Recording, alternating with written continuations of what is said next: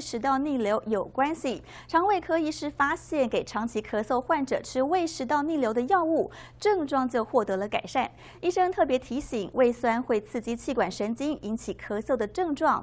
如果连续咳超过8个星期，要特别当心，可能是胃食道逆流。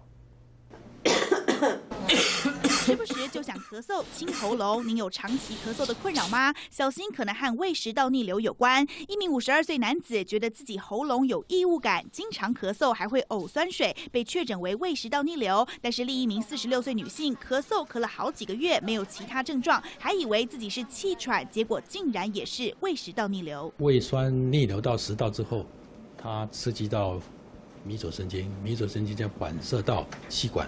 它造成气管的收缩。一般的胃食道逆流，多数是因为饮食和作息造成，症状比较明显。医师提醒，长期咳嗽也别轻忽，拖久可能变成大病。初步会造成你溃烂、糜烂，那你如果不治疗，慢慢，它可能会造成食道的这个细胞被胃来取代，有可能变成像胃癌一样的一些细胞的变化在上面。咳嗽症状超过8个礼拜，没有气喘或是鼻涕倒流的问题，就要小心，最好提早到肠胃科报道。记者林正健、蒋玉琪台北报道。